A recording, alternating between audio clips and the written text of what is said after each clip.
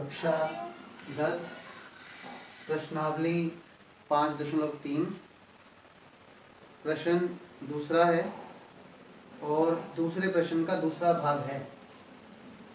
रकम आपके सामने लिखी हुई है 34 जमा 32 जमा 30 और इस समांतर श्रेणी का अंतिम पद जो लास्ट पद है वो है 10, इसलिए सबसे लास्ट में जमा 10। बीच में 3 डॉट लगे हुए हैं, इसका मतलब है कुछ और भी पद हैं, कुछ और अंक हैं जो यहाँ पर नहीं लिखे गए हैं।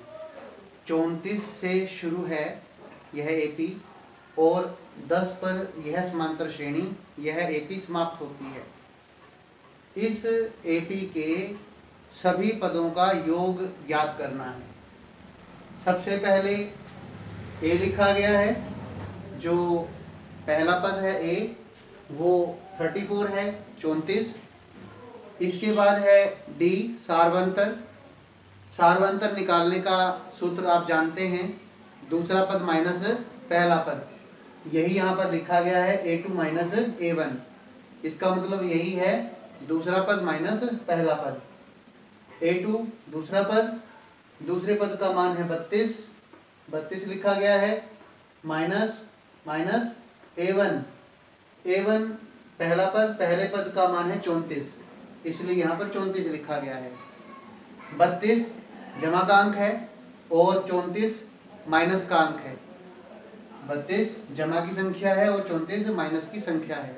जब एक संख्या जमा की होती है और एक माइनस की होती है तब हम हमेशा बड़ी संख्या में से छोटी संख्या को माइनस करते हैं और माइनस करने के बाद जो परिणाम आता है उसको बड़ी संख्या का चिन्ह मिलता है।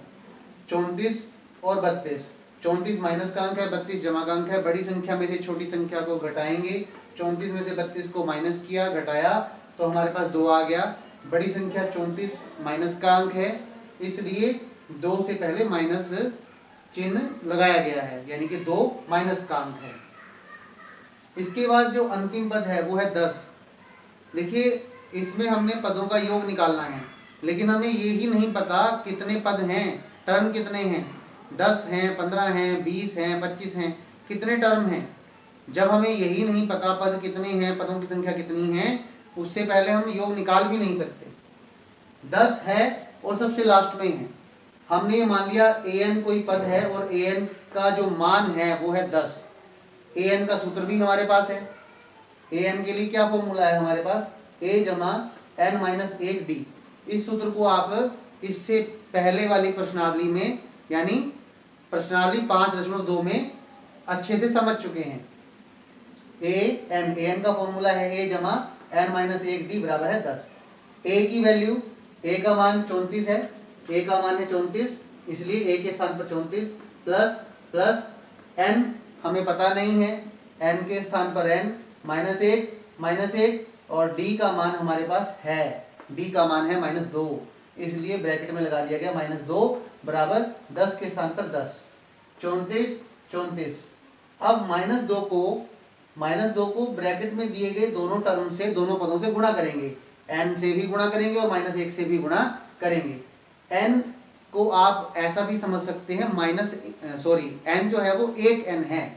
n को आप जैसे एक a b, मैंने पहले भी बताया था b एक b, c एक c, z एक z, y एक y, तो उसी तरह से n का मतलब है एक n। अब आपको -2 को और एक n को गुणा करना है। एक n जमा का है और 2 माइनस का अंक है, जमा गुणा माइनस माइनस, इसलिए माइनस लिखा गया है, क्योंकि इससे पहले 1 है, 2 एकम 2 और n के बदले में n, इसलिए ये हो गया -2n। अब -2 को -1 से गुणा कीजिए, माइनस गुणा माइनस जमा, 2 एकम 2 बराबर 10, -2n बराबर 10। 34 जमा का अंक है, उसे हम लेफ्ट साइड से राइट साइड पे लेकर आ रहे हैं। जब किसी अंक को लेफ्ट साइड से राइट साइड पर लेकर आएंगे तो उसका साइन, उसका चिन्ह बदल जाएगा, +34 बन जाएगा -34। 2 जमा का है, इसको भी हम लेफ्ट साइड से कहाँ लेकर आ रहे हैं, राइट साइड पर लेकर आ रहे हैं, इसलिए ये 2 जमा 2 बन जाएगा -2, -2n 10, 10, 34 और 2 दोनों ही संख्याएं माइनस की हैं। समान चिन्हों वाली संख्याओं को आपस में जोड़ लेते हैं। जमा वाले अंकों को जोड़ने से जमा का अंक आता है और माइनस वाले अंकों को जोड़ने से माइनस का अंक आता है। -34 और -2 को जोड़ने से माइनस का 36 आया है, क्योंकि दोनों ही अंक माइनस के हैं, इसलिए दोनों को जोड़ने से माइनस का 36 आ गया। -2n 10 जमा का अंक है और 36 माइनस का अंक है। जब एक संख्या जमा की और एक संख्या माइनस की होती है तब बड़ी संख्या में से छोटी को माइनस करते हैं और जो परिणाम आता है उससे पहले बड़ी संख्या का चिन्ह लगाते हैं। 36 में से 10 को माइनस किया 26, बड़ी संख्या 36 है, इसका चिन्ह माइनस है, इसलिए 26 से पहले माइनस का चिन्ह लगाया गया है। n अक्षर है, a b c d n x y z अक्षर है। अक्षर के साथ जो अंक होता है, जब हम उसे लेफ्ट से राइट या राइट से लेफ्ट लेके आते हैं तो वो सामने जाकर जो है बिल्कुल विपरीत भिन्न बन जाता है। यानी कि जो -2 है वो सामने आकर उल्टा हो जाएगा, 1/2 बन जाएगा। आप इसे 26 गुना 1/-2 भी लिख सकते हैं और इसको बटे में डायरेक्ट -2 भी लिख सकते हैं। -26 मैंने डायरेक्ट लिख दिया, -26 बटे में -2। माइनस के चिन्ह से माइनस के चिन्ह को काट दिया गया। अब 2 और 26 एक ही पहाड़े 2 पर भाग हो जाते हैं। 2 एकम 2, 2 एकम 2, 2 के 6। n का जो मान है वो है 13, n बराबर है 13 Sn। अब हमारे पास कुल कितने पद हैं इस समांतर श्रेणी में? 13, वो भी मान है हमारे पास। और अगर पहला पद और अंतिम पद हो तो सम निकालने का, पदों के योग को निकालने का सूत्र और भी आसान है और भी छोटा है। एक पहले भी किया था हमने पहले प्रश्न में, उसमें समांतर श्रेणी के सभी पदों का जो योग निकालना था उसके लिए कोई और सूत्र प्रयोग किया था, दूसरा सूत्र था, और ये एक अलग सूत्र है। पहला पद और अंतिम पद दिया गया है, अगर पहला पद और अंतिम पद दिया गया हो एपी का तो पदों का योग निकालने के लिए ये फॉर्मूला हम यूज करते हैं। Sn बराबर है n/2 a जमा l। n के बदले में n का मान 13 बराबर n का मान है 13/2, a का मान है 34 a का मान 34 है, यहां से लिया गया है, और l अंतिम पद जो है वो 10 है, इसलिए यहाँ 10 लिखा गया है।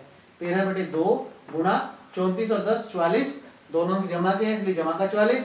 अब जो ये हर 2 है और अंश 44 है, ये एक ही पहाड़े से 2 से भाग हो रहे हैं। 2 एकम 2, 2 दूनी 4, 2 दूनी 4। 13 को आप 22 से गुणा कर सकते हैं, मैंने रफ काम में दिखाया हुआ है मल्टीप्लाई करके। 22 को 13 से गुणा किया हुआ है, 13 दूनी 26, 6 हासिल आए 2, 13 दूनी 26 और 2 28, 286। तो यहाँ पर 286 लिखा गया है। जो कुल पद हैं 13 इस एपी में, इस समांतर श्रेणी में 13 पद हैं और 13 पदों का कुल योग है 286।